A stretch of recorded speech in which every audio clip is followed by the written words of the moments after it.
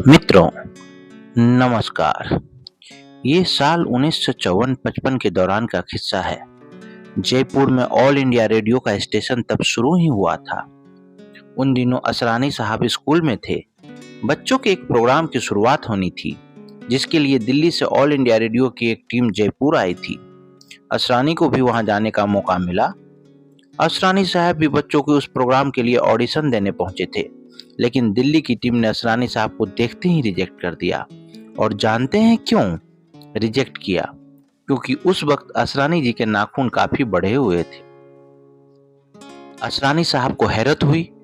उन्हें समझ नहीं आया कि बिना उनसे कुछ बुलवाए, बिना कुछ पढ़वाए ही उन्हें रिजेक्ट कर दिया, और वजह बता रहे हैं कि नाखून बढ़ रहे हैं। असरानी साहब अगले दिन नाखून काट कर आने को कहा गया। घर पहुंचकर ये यही सोचते रहे कि नाखून बढ़ने की वजह से उन्हें क्यों कोई रिजेक्ट करेगा।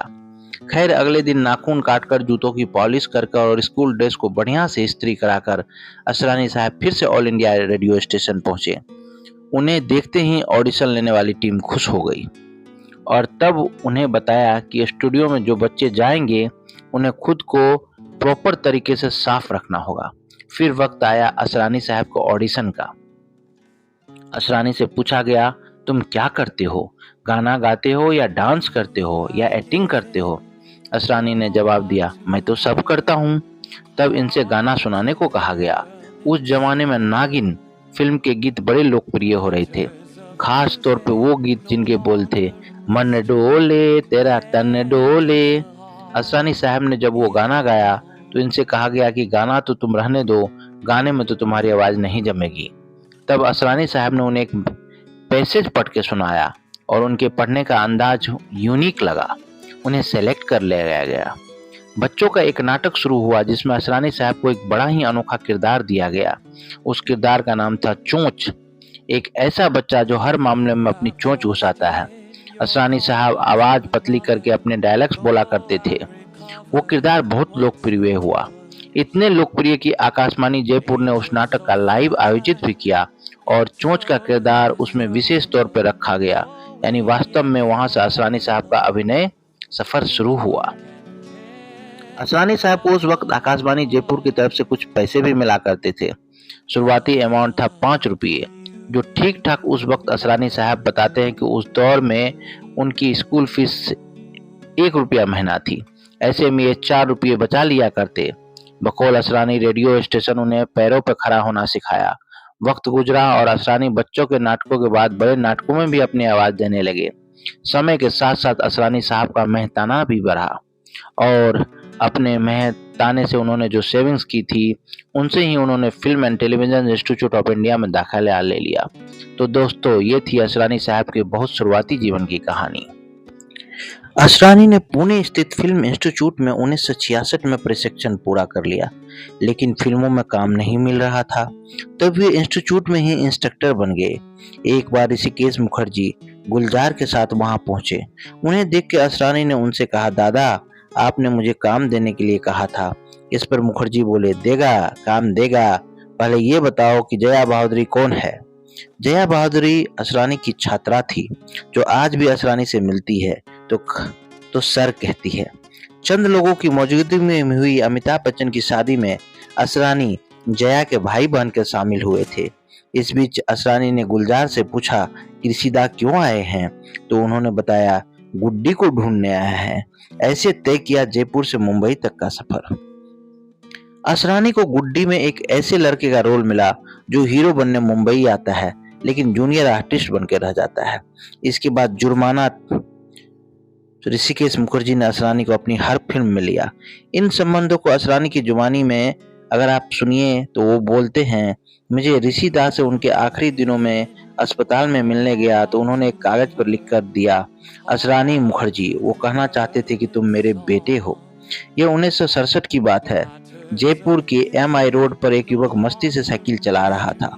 दूसरा साइकिल के डंडे पर बैठा हुआ था और हैंडल के ऊपर से अपना एक पैर लटका रखा था। MI रोड पर जहां आज गणपति प्लाजा है, वहां तब राज्य सरकार का मोटर गैराज हुआ करता था। यहाँ पहुंचते ही आगे डंडे पर बैठे युवक ने इशारा करके साइकिल रुकवाई। वो साइकिल से उतरा और एक होर्डिंग के पास जाकर उसे निहारना लगा। साइकिल चला रहे युवक ने पास जाके पूछा, ये क्या पागलपन है? उसने होर्डिंग की ओर इशारा करके कहा, इसे देख रहे हो? ये मेहरबान फिल्म का होर्डिंग था। होर्डिंग को एक टिक देखा जा रहा था। युवक बोला, कभी मेरा भी ऐसा ही पोस्टर लगेगा? साइकिल चला रहे दोस्त ने कहा, हाँ, तेरा भी जल्दी ही लग जाएगा, चिंता मत कर। ठीक इसी साल इसी होर्डिंग पर फिल्म हरे कांच की चूड़िया का पोस्टर लगा था, जिसमें विश्वजीत, हेलन आदि के साथ ही एक कोने में असरानी की भी तस्वीर छपी थी। असरानी जयपुर के गोवर्धन असरानी, जिन्हें बाद में हिंदी फिल्मों में कॉमेडी किंग के रूप में बरसों तक राज किया, उन्हें बैठाकर उस दिन जो साइकिल चला रहे थे वो थे उनके बचपन के दोस्त मदन शर्मा, जो आकाशवाणी में प्रोग्राम एग्जीक्यूटिव के पद से अब सेवानिवृत्त हो चुके हैं। हरे कांच की चूड़िया के साथ ही असरानी का फिल्मी सफर शुरू हुआ। असरानी बचपन से ही जयपुर में रेडियो से जुड़े हुए थे। बाद में उन्होंने रेडियो में नाटक भी किए। जब उन्होंने मुंबई जाने का फैसला किया तो जयपुर में रंगकर्मी दोस्तों ने उनकी मदद के लिए 2 नाटक किए, जूलियस सीजर और पीएल देशपांडे, अब के मोय वारो। इसमें मदन शर्मा, गंगा प्रसाद माथुर, नंदलाल शर्मा आदि लोगों ने हिस्सा लिया और नाटकों के टिकट से जो थोड़ी बहुत आय प्राप्त हुई वो असरानी को मुंबई जाने के लिए दे दी गई। असरानी के पिता 1936 में कराची से जयपुर आ गए थे। असरानी के बड़े भाई नंद कुमार असरानी जयपुर की न्यू कॉलोनी में पिछले लगभग 50 साल से लक्ष्मी साड़ी स्टोर नाम से दुकान चलाते हैं। उन्होंने बताया कि उनके पिता ने पाकिस्तान से आने के बाद सबसे पहले एमआई रोड स्थित इंडियन आर्ट्स कारपेट फैक्ट्री में नौकरी की।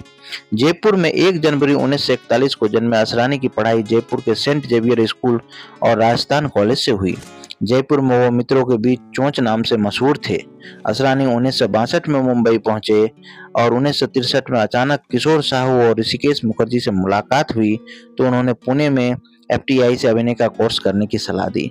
1966 में यह पाठ्यक्रम करने के बाद उन्हें ज्यादा काम नहीं मिला। किशोर साहू ने हरे कांच की चूड़िया और ऋषिकेश मुखर्जी ने सत्यकाम में उन्हें सपोर्टिंग एक्टर का काम दिया। बाद में वो गुलजार की निर्देशित फिल्म मेरे अपने में मीना कुमारी, विनोद खन्ना और शत्रुघ्न सिन्हा के साथ दिखाई दिए तो उनको नोटिस लिया गया। इसके बाद जो कुछ है वो इतिहास है, जिसमें उनके नाम 350 से ज्यादा फिल्में दर्ज है। उन्हें सर्वश्रेष्ठ कॉमेडियन के रूप में फिल्म बालिका वधू और आज की ताजा खबर के लिए फिल्म फेयर पुरस्कार मिले हैं। आज की ताजा खबर और नमक हराम में काम करते हुए उन्हें मंजू बंसल से इश्क हो गया था, जिनसे उन्होंने बाद में शादी की। राजेश खन्ना उनके प्रगाढ़ मित्र बन गए थे, जिनके साथ ही उन्होंने 25 फिल्मों में काम किया। शोले में बने थे अंग्रेजों के जमाने के जेलर। अपनी चर्चित भूमिका अंग्रेजों के जमाने का जेलर के लिए उन्होंने बड़ी तैयारी की थी। उन्हें सलीम जावेद ने एक पुस्तक लाके दी थी, वर्ल्ड वार सेकेंड, जिसमें अडोल्फ हिटलर की तस्वीरें थी। उन्हें वैसा ही लुक बनाने के लिए कहा गया। कॉस्ट्यूम तैयार करने के लिए अकबर गबन्ना और बिग बनाने वाले कबीर को बुलाया गया। पीने की फिल्म इंडस्ट्रीज में हिटलर की रिकॉर्ड आवाज थी, जो छात्रों को ट्रेनिंग देने के काम आती थी। इसमें हिटलर जिस अंदाज में कहता है, आई एम आर्यन, ठीक उसी अंदाज से असरानी ने डायलॉग बोला, हम अंग्रेजों के जमाने के जेलर हैं। बाद में हाहा भी ऐसे ही आता था। हिटलर अपनी आवाज की इस घुमाव से पूरे देश को हिप्नोटाइज कर देता था। तो मित्रों, ये थी कहानी मशहूर कॉमेडियन असरानी की।